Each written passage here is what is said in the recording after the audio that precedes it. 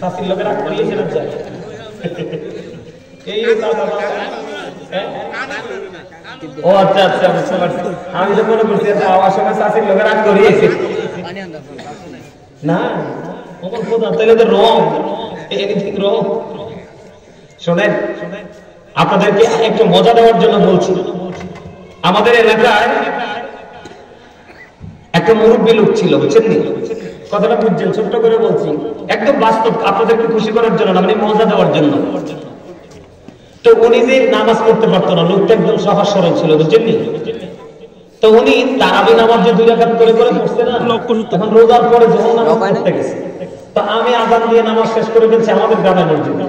তো উনি পরে আসছে, তো আসতে যে উনি নামাজ পড়া দেখে আমার সন্দেহ লাগলো।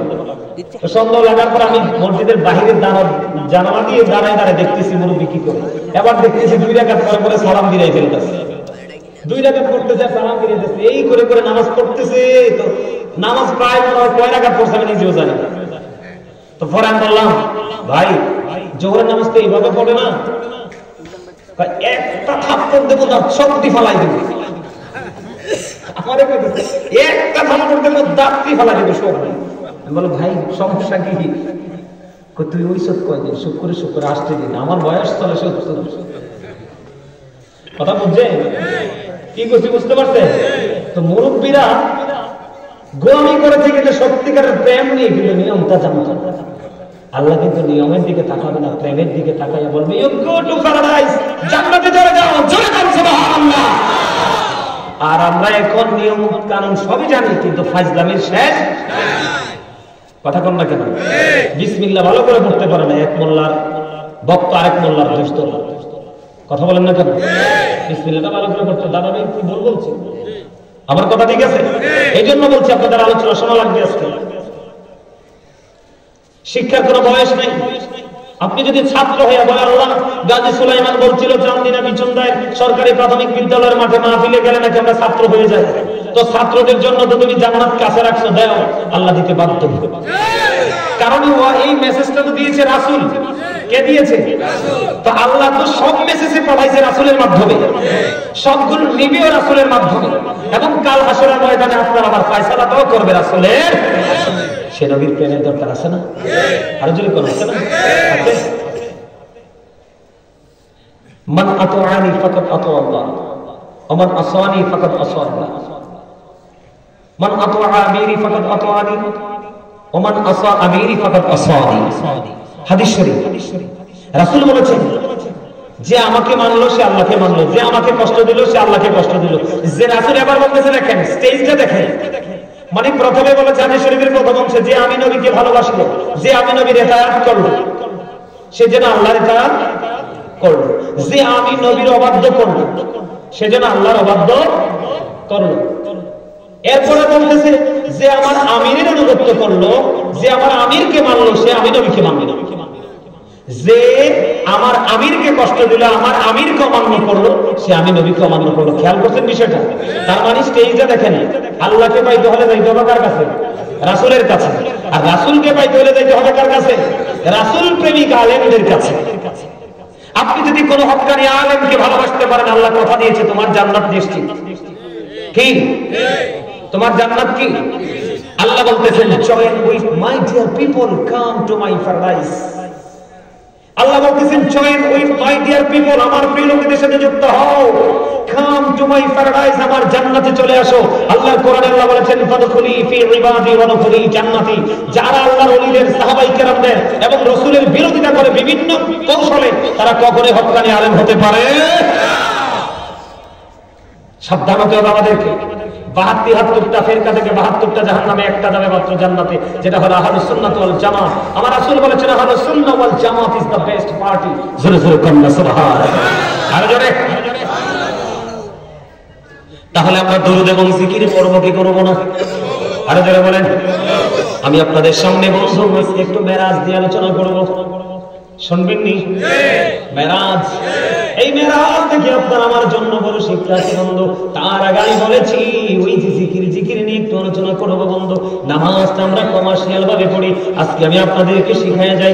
নবীজি জানিয়ে দিয়েছে কেউ যদি জুমার দিনে সবার আগে মসজিদে যায়, বাবা গো হৃদয় খুলে শোনো, বিশেষ করে আমি আমার যুবক বন্ধুদেরকে বলবো, কেউ যদি জুমার দিনে সবার আগে মসজিদে যায় রে, এবং সবার পরে যখন সে মসজিদ থেকে বের হবে, আমার নবীজি জানিয়ে দিয়েছে বন্ধু, আমাদের দেশে মসজিদ কমিটি অনেক সভাপতি, সেক্রেটারি, মোতোয়াল্লি, ক্যাশিয়ার টেশিয়ার আছে, এত মোটা মোটা আগে জীবনেও মসজিদে যায় না। সবাই না, অনেকে আছে এমন, ঠিক কিনা বলে?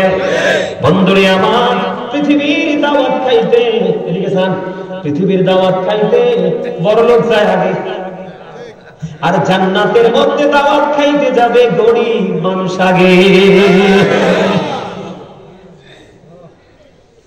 আমার নবীজি বলেছে, যিনি সবার আগে মসজিদে যাবে, সবার পরে বের হবে রে, তার বাড়ি যাইতে যতগুলো কদম লাগবে, তার বাড়ি যাইতে যতগুলো কায়িক লাগবে রে, প্রত্যেকটা কায়িকের বিনিময় বন্ধু 1 বছরের নফল ইবাদতের সওয়াব দেওয়া হবে। আর চান্দিনা বিচুন্নার গ্রামের আমার ভাই, আমার বাবা গো, হৃদয় করে শোনো, তুমি যদি মসজিদ থেকে বের হয়ে যাইতে, যদি তোমার বাড়ি যাইতে যদি 50টা কদম লাগে রে, 50টা কায়িক লাগে বা 100টা লাগে, তাহলে তোমার 50 বছর 100 কদম লাগলে 100 বছরের নফল ইবাদতের সওয়াব তুমি পাবে। যদি জুমার দিনে সবার আগে যাইতে পারো, সব সুন্নাত নফল ফরজ করে সবার আগে যদি বের হতে পারো। এখন এই জায়গাগুলোতে কে আগে যায়, গরিবরা না ধনীরা? কথা বল না কেন? গরিবরা যায়। এবং আপনার আমার প্রাণের নবী যখন সর্বপ্রথম জান্নাতে যাবে রে, গরিব মানুষের দল নবীর সাথে আগে যাবে। বন্ধুরে আমার, এখানেই শুধু বন্ধু ক্ষান্ত নয়, এবার আমার দিকে তাকান, ওই যে নামাজ, চেয়ারে বসে, হ্যাঁ হ্যাঁ অসুবিধা হলে চেয়ারে বসে। আল্লাহর নবী বলেছে, এদিকে তাকান, এখন কি শীত চলে কি চলে না? আরো জোরে বলেন।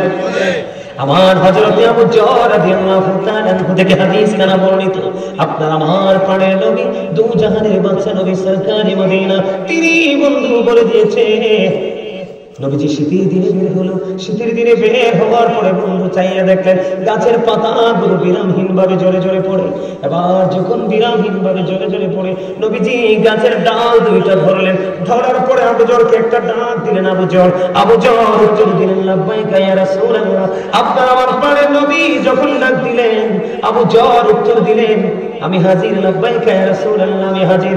এবার আমার নবীজি ডাক দিয়ে বলল, ওই দেখো শীতের কারণে শুষ্ক হয়ে গাছের পাতাগুলো বিরামহীন ভাবে ঝরে ঝরে পড়ে।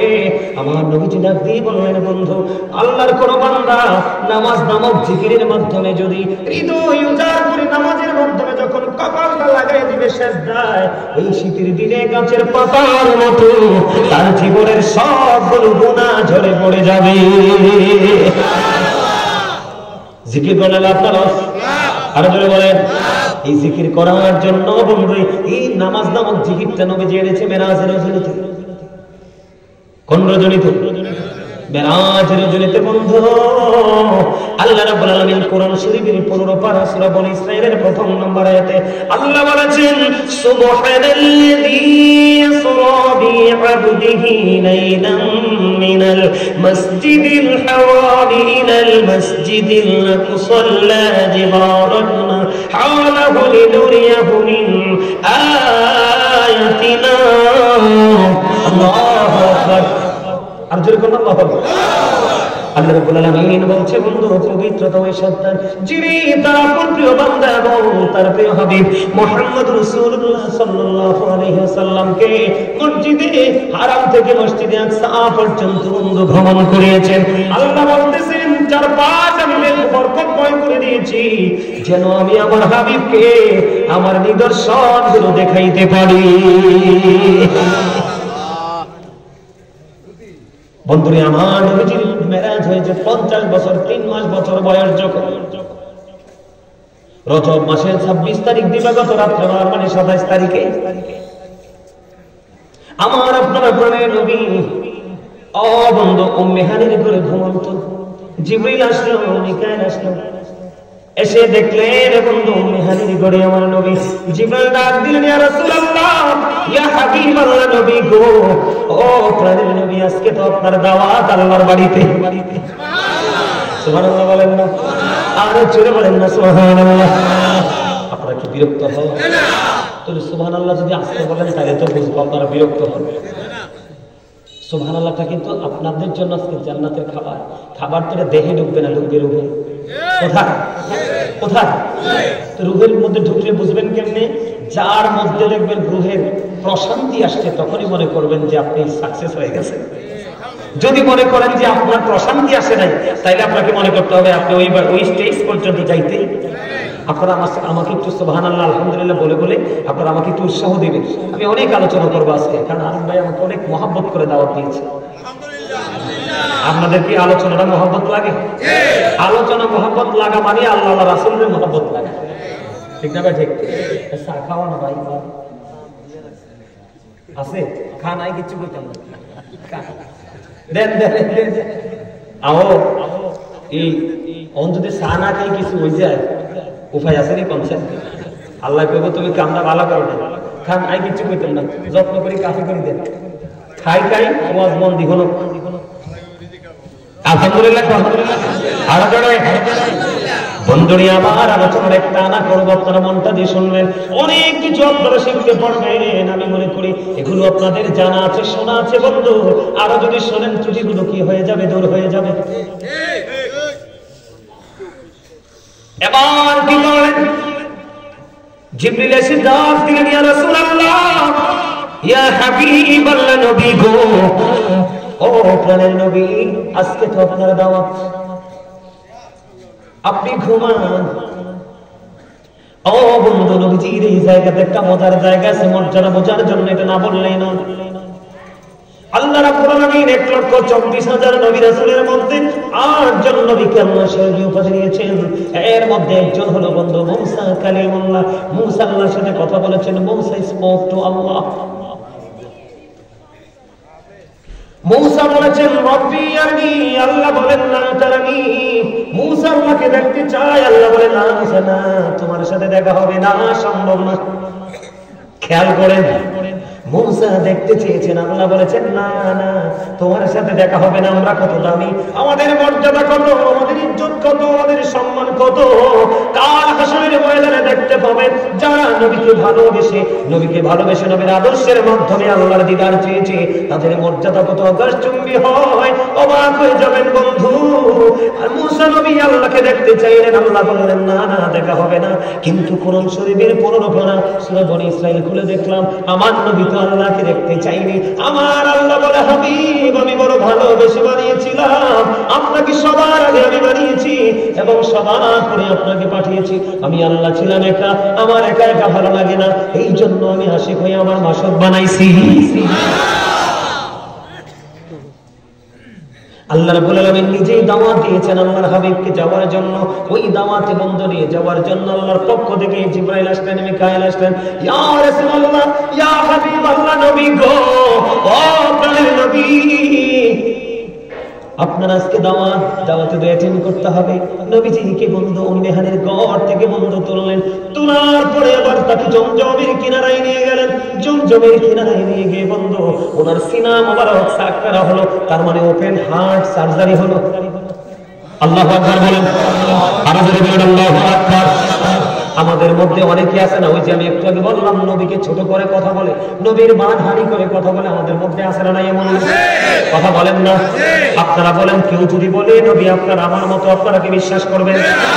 কোনদিন নবী আপনার আমার মতো হতে পারে না। নবী বেনজির ও বেমিসাল, মুসার মতো নবী আল্লাহকে দেখতে চাইলেন, আল্লাহ দেখা দিলেন না, না করে দিলেন। আপনার আমার প্রাণের নবী কখনোই বন্ধু আপনার আমার মতো নয়, সাধারণ নয়, তিনি অতি অসাধারণ। আমার আপনার প্রাণের নবী জানিয়ে দিয়েছেন বন্ধু, এরকম মিস্ত্রি তোমরা কে আছো আমার মতো? কেউ হাত তোলে নাই, কোন সাহাবী হাত তোলে নাই। এই জন্য আমি আপনাদের ঈমানকে টেকসই রাখার জন্য বলছি, নবীর প্রতি সর্বোচ্চ ভালোবাসা একজন সর্বোচ্চ মুমিনের কাজ। নবীকে জমজমের কিনারায় বন্ধ নিয়ে যাওয়া হলো। নিয়ে যাওয়ার পরে বন্ধ সিনা মোবারক সাফ করা হলো। সিনা মোবারক যখন সাফ করা হলো, দেখেন নবীজি আমাদের মতো না। একজন মানুষের যখন হার্ট সার্জারি হয়, যেমন আমার একজন প্রিয় অত্যন্ত ভালোবাসার মানুষ আজকে লন্ডনে প্রায় 8 দিন হয়ে যায় বন্ধু, এখনো পর্যন্ত আমি তার খবর পাইনি। ওটিতে ঢুকানোর সময় লন্ডনের সবচেয়ে বড় হসপিটালে ওটিতে ঢুকানোর সময় আমাকে ফোন দিয়ে বললো, বাবা গো বাঁচলে দেখা হবে, যদি না বাঁচি ওই হাসরে দেখা হবে। আমাকে ওটিতে নিয়ে যাচ্ছে, আমার তো ওপেন হার্ট সার্জারি হয়ে যাচ্ছে বন্ধু।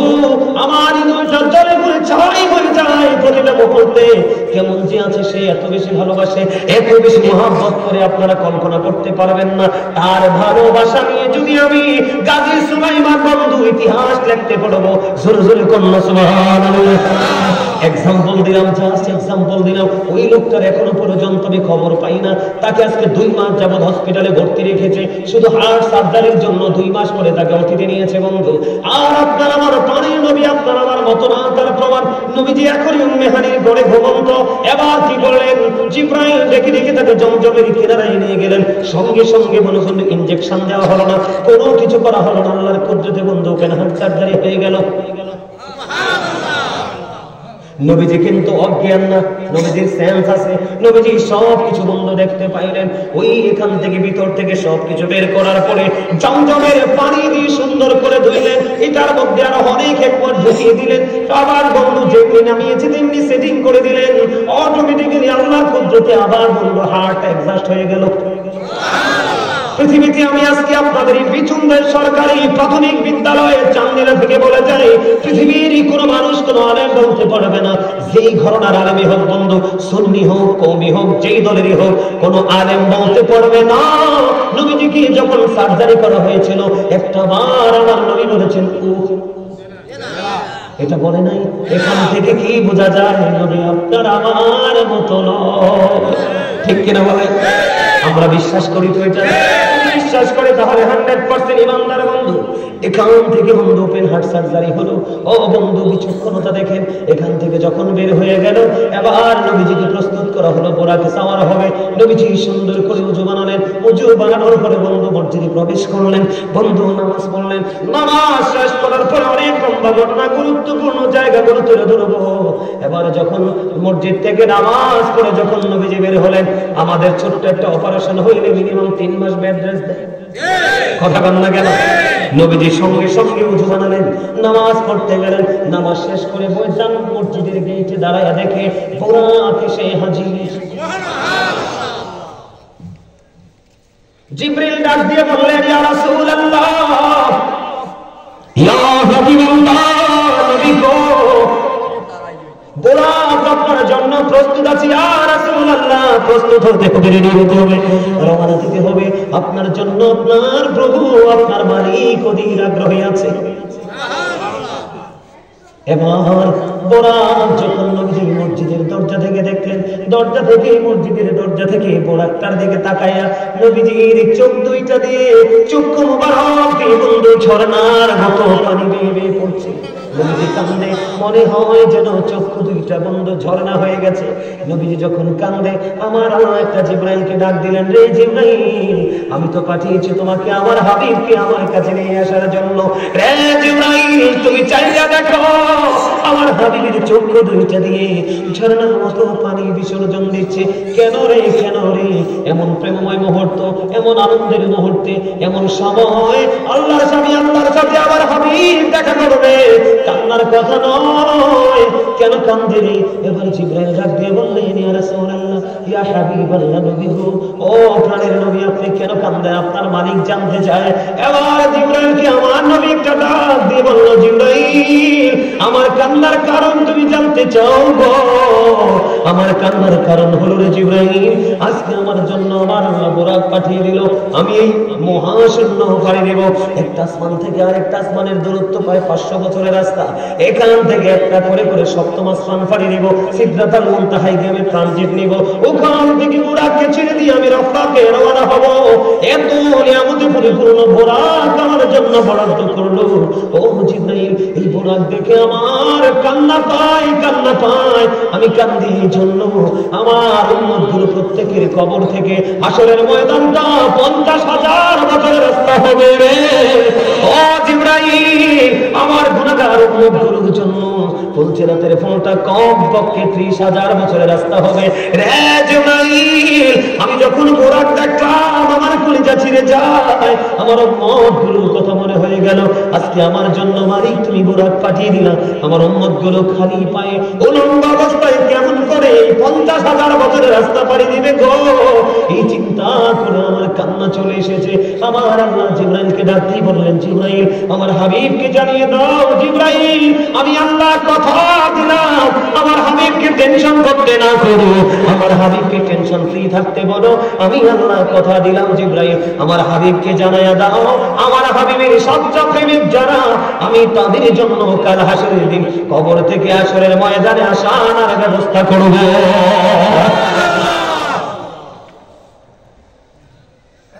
ফুলসিরাতের ফুলের ব্যবস্থাটা কেমন করে হবে বন্ধু? আপনি ফুলসিরাতের ফুল নিয়ে টেনশন করবেন না। বাবা গো, আপনারা সবাই মুরব্বী, আমি আপনাদেরকে পেয়ে অনেক খুশি, কারণ মুরব্বীদের কাছে আলোচনা করে আমি অনেক বেশি মজা পাই।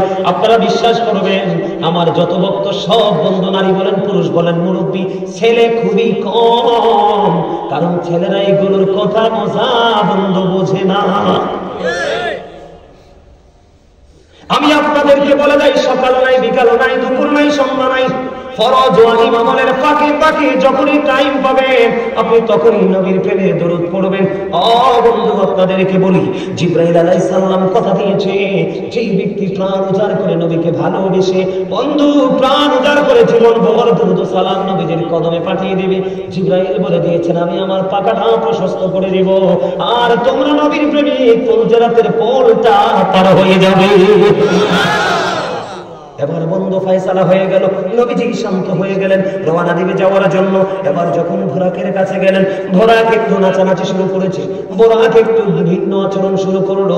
এবার বুরাককে নবীজি প্রশ্ন করলো, বুরাক তোমার কি হয়েছে? ইয়া রাসূলুল্লাহ, আমাকে একটা প্রতিশ্রুতি দিবেন, তারপরে আমি আপনাকে সওয়ার করা নিয়ে যাব। ওমা, আমার নবী আশ্চর্য হয়ে গেলেন, বুরাক রে তোমার আবার কিসের চাওয়া? ইয়া রাসূলুল্লাহ, নবী গো আমার চাওয়া হলো, ও নবী আমার চাওয়া হলো, আজকে আমি বুরাক আপনাকে নিতে এসেছি আল্লাহর অর্ডারে, আল্লাহর নির্দেশে। আপনি আমাকে কথা দেন, কাল হাসরের ময়দানে যখন কোনো বুরাকের প্রয়োজন হবে আপনি আমি বুরাককে ডাকবেন কিনা?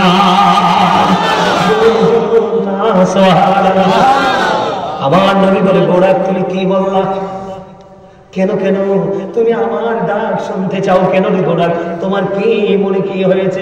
এবার বুরাক একটা ডাক দিয়ে বলল, ইয়া রাসূলুল্লাহ, নবী গো আজকে আমি আপনাকে নিতে এসেছি, কাল হাসরের ময়দানে যদি আপনি আমাকে আপনার প্রয়োজনে ডাকেন সকল বুরাকের উপরে থাকবে আমার মর্যাদা। সুবহানাল্লাহ। বন্ধু নবীর ছোঁয়ায় সব দামি হয়ে গেল, নবীর কারণে সবকিছু সৃষ্টি হয়ে গেল, আমার নবীর কারণে ও বন্ধু প্রেমের দরজাটা ওপেন হয়ে গেল। জোরে জোরে সুবহানাল্লাহ। এবার বন্ধু বুরাকে সাওয়ার হলেন, বুরাকে সাওয়ার হয়ে বন্ধু এই যে আমাদের এখন আপনার যুদ্ধ চলতেছে না, কোথায়? ফিলিস্তিনে ইসরায়েল চলতেছে কিনা? ওখানে একটা মসজিদ আছে না, মসজিদে আকসা, বাইতুল মুকাদ্দাস, ঠিক কিনা বলেন? এই মসজিদে বন্ধু নবীজি ওখান পর্যন্ত চলে গেলেন। মাঝখানে লম্বা ঘটনা আছে, অনেক ইতিহাস, অনেক সবগুলো বলবো না, গুরুত্বপূর্ণ বলবো। ওখানে গেলেন, নবীজি নামাজ পড়ালেন, জামাত পড়ালেন। জোরে জোরে সুবহানাল্লাহ। ওখান থেকে আপনার আমার প্রাণে নবী বন্ধু সব কাজ সম্পূর্ণ করে বন্ধু রওনা হলেন এই মহাশূন্যের দিকে। প্রথম আসমানে চলে গেলেন, প্রথম আসমানে গিয়ে বন্ধু আদম সফিউল্লাহর সাথে দেখা করলেন। সুবহানাল্লাহ। দ্বিতীয় আসমানে চলে গেলেন, হযরত ইয়াহিয়া ও বন্ধু হযরত ইয়াহিয়া এবং ঈসার সাথে দেখা করলেন। সুবহানাল্লাহ। তৃতীয় আসমানে চলে গেলেন, ওখানে গিয়ে হযরত ইউসুফ আলাইহিস সালামের সাথে দেখা করলেন। ওখান থেকে চলে গেলেন চতুর্থ আসমানে চলে গেলেন, ওখানে গিয়ে ইদ্রিস আলাইহিস সালামের সাথে বন্ধু দেখা করলেন। পঞ্চম আসমানে চলে গেলেন, ওখানে গিয়ে হযরত হারুন আলাইহিস সালামের সাথে দেখা করলেন। ষষ্ঠ আসমানে চলে গেলেন, ওখানে গিয়ে মুসা কালিমুল্লাহর সাথে কথোপকথন হলো, আলাপ আলোচনা হলো। ষষ্ঠ আসমান থেকে বন্ধু চলে গেলেন সপ্তম আসমানে। ওখানে গিয়ে বন্ধু ইব্রাহিম খলিলুল্লাহর সাথে কথা বললেন, কথোপকথন হলো। ওখান থেকে সম্পূর্ণ কাজ শেষ করে বন্ধু চলে গেলেন সিদরাতুল মুনতাহায়। জোরে জোরে কন্যা সুবহানাল্লাহ, আর জোরে বলেন না সুবহানাল্লাহ। সিদরাতুল মুনতাহায় চলে গেলেন। ওখানে গিয়ে বুরাককে একটা ডাক দিয়ে বললেন, বুরাক তোমাকে প্রস্থান করতে হবে। ইয়া রাসূলুল্লাহ, নবী গো, কোন বন্ধু তো বন্ধুকে মাঝ রাস্তায় ছেড়ে দিতে পারে না। এবার নবীজি ডাক দিয়ে বলল, ও বুরাক তুমি যদি পারবে না, ওখান থেকে আল্লাহর আরশ পর্যন্ত যতটুকু রাস্তা, ওই রাস্তার মধ্যখানে যে নূর আছে রে, ওই নূরের তাজাল্লি তুমি বুরাক সইতে পারবে না। এখন নবীর নূর কইলে অনেকে মাথা খারাপ হয়ে যায়, কথা বলেন না কেন? আর আমার নবীর নূর না মাটি? সবার বিশ্বাস হয়নি? এই বিশ্বাস চিরজীবন রাখবেন, কারণ আমি আপনাকে বলি, এই যে লাইটটা, এটা কিন্তু এই মুহূর্তে নূর। চাচা কি বলেন? এই লাইটটা কি এই মুহূর্তে নূর? কারণ শব্দের পরিবর্তন। কিসের পরিবর্তন? শব্দের পরিবর্তন। যেমন লাইট, এটার বাংলা হলো আলো, আর আরবি হলো নূর। আপনি বলেন নবীজি আসার পরে অন্ধকার দূর হয়েছে না অন্ধকার যুক্ত হয়েছে? আলো আসলে যদি অন্ধকার দূর হয়ে যায়, ওই আলোই তো নূর। এই জন্য আপনারা আমার প্রাণের নবীর নূরুন আলা নূর, ঠিক কিনা বলেন? বন্ধুরে আমার, নবী যদি নূর না হতো, আমি আপনাকে একটা এক্সাম্পল দিই, প্র্যাকটিক্যালি বোঝেন। হাঁসের মিল কার সাথে হয়?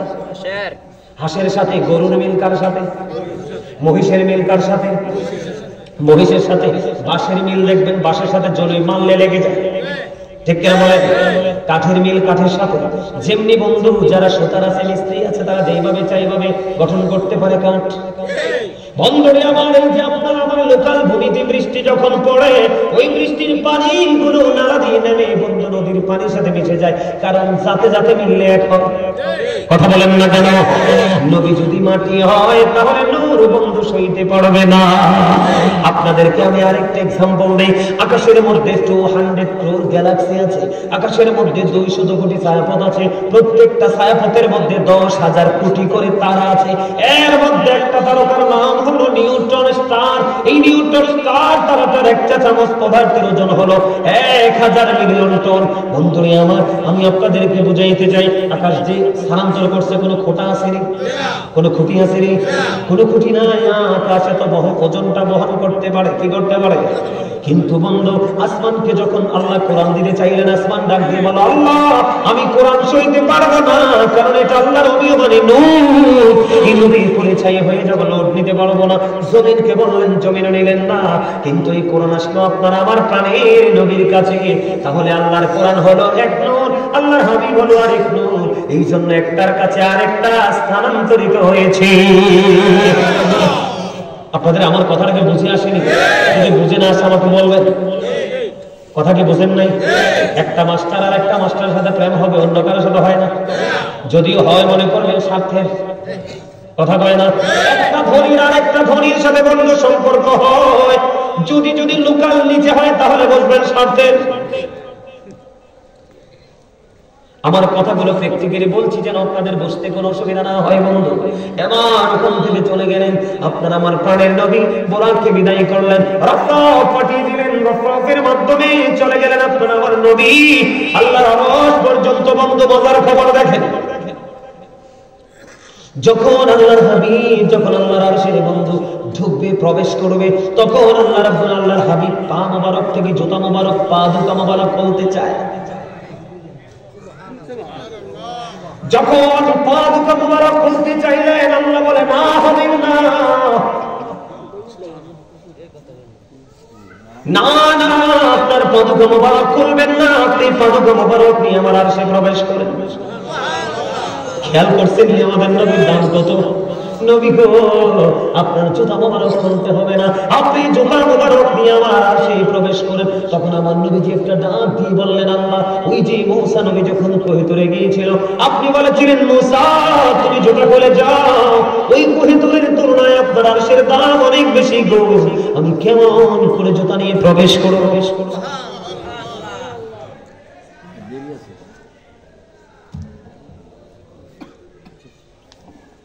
তো সময় তো অনেক পারি না, অমর খোদা 1 ঘন্টা 20 মিনিটের উপর হয়ে গেছে। থাকবে সবাই?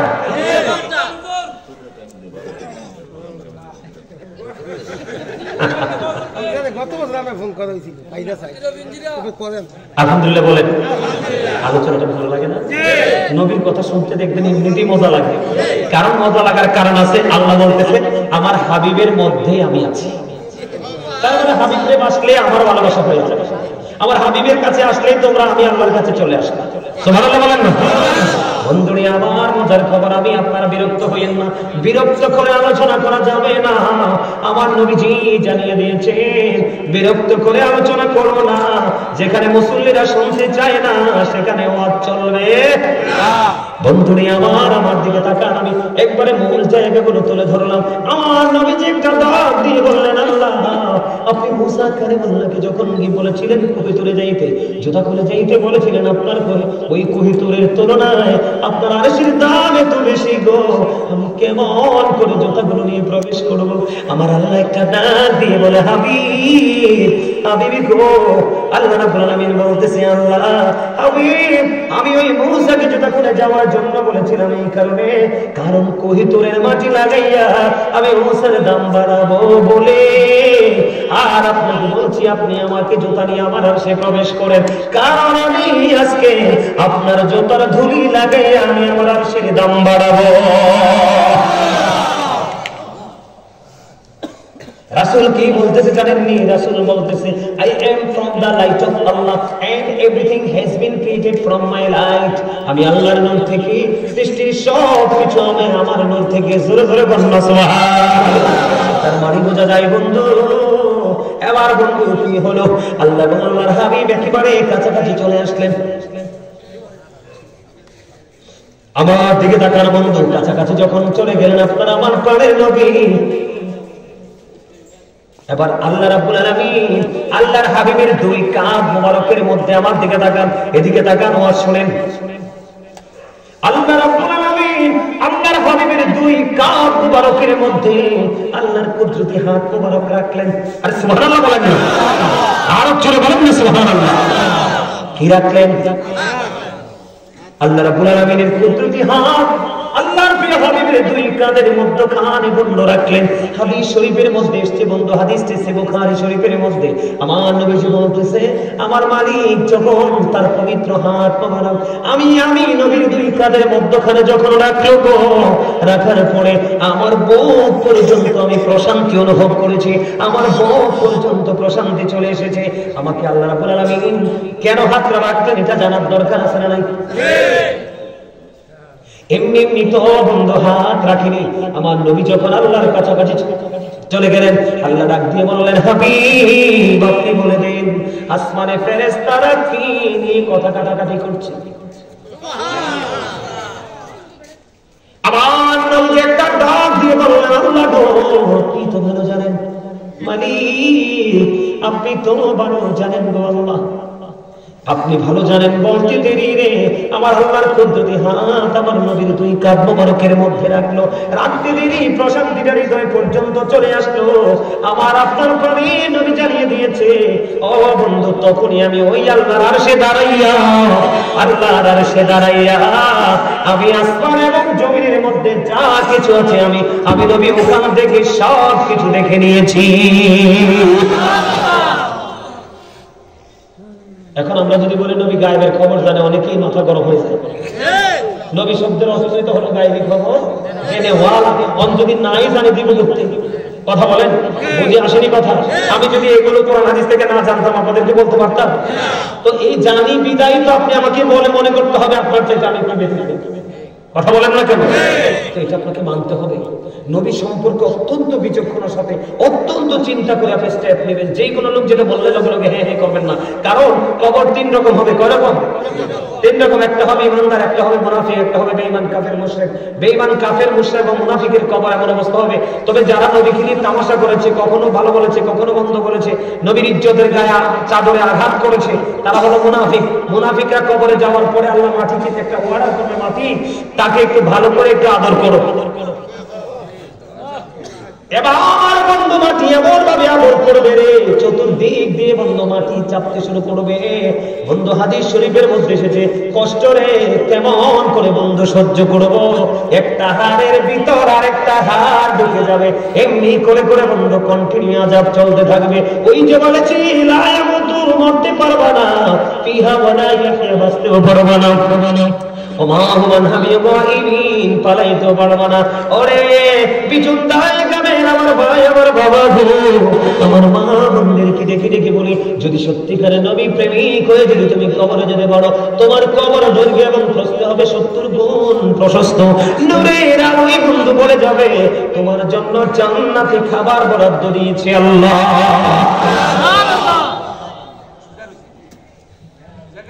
আলাপ আলোচনা চলতে লাগলো বন্ধু, আলাপ আলোচনা করতে করতে করতে করতে করতে করতে বন্ধু তারপরে আলাপ আলোচনা শেষ হলো। আল্লাহ রাব্বুল আলামিন প্রেমময় সকল কিছু শেষ করে ফেললেন। এখন আল্লাহর হাবিব তো মেরাজ করলো, উদ্যগমন করলো। এখন হাবিবের উম্মতের জন্য তো মেরাজ লাগবে, কি লাগবে? উম্মতের জন্য মেরাজ লাগবে রে। আমার আল্লাহ উম্মতের জন্য 50 ওয়াক্ত নামাজ মেরাজে দিলেন। মুসা কালিমুল্লাহর কাছে আসার পরে মুসা নবী প্রশ্ন করলেন, আপনার নবী আল্লাহ, আপনার আল্লাহ আপনাকে কি দিয়েছে? কয় আমার উম্মতের জন্য মেরাজ দিয়েছে। কয় কি? কয় নামাজ। সুবহানাল্লাহ বলেন না। কত ওয়াক্ত? কয় 50 ওয়াক্ত। কয় আপনার উম্মত 50 ওয়াক্ত নামাজ পড়তে পারবে না, আপনি আবার ফিরে যান। ও বন্ধু, যাইতে যাইতে যাইতে যাইতে এক একবার গিয়ে 5 ওয়াক্ত, এক একবার গিয়ে 5 ওয়াক্ত, তাহলে 5 নং কত? 45 ওয়াক্ত নামাজ মাইনাস করে দিয়ে আপনার আমার প্রাণের নবী আপনার আমার জন্য মাত্র 5 ওয়াক্ত নামাজ দিয়ে আসলো। আল্লাহ ডাক দিয়ে বলে, হাবিব আপনি চেয়েছেন আমি 5 ওয়াক্ত বরাদ্দ দিলাম হাবিব, কিন্তু কথা দিলাম গো, আমি আল্লাহ তো বলেছি 50 ওয়াক্ত। আপনার উম্মতগুলো যদি, আমার বান্দাগুলো যদি সঠিকভাবে যদি ওই 50 ওয়াক্ত না 5 ওয়াক্ত নামাজ যদি সঠিকভাবে পড়তে পারে, আমি আল্লাহ কথা দিলাম আমি তাকে 50 ওয়াক্ত নামাজের সওয়াব দেব।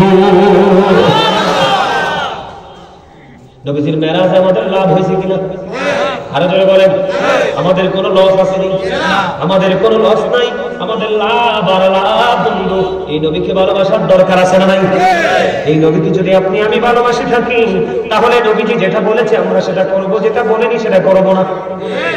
কথা বলেন। আপনাদের এলাকায় বন্ধু,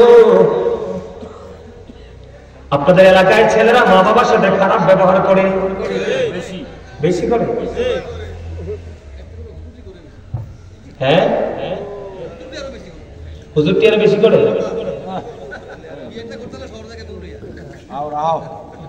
হ্যাঁ দেখছেন? আরে দাঁড়ান না, আসল কথা তো শুনে দিছে। এবার বলেন, আপনার একটা স্পেশাল একটা ধন্যবাদ এই কথাটা বলার জন্য।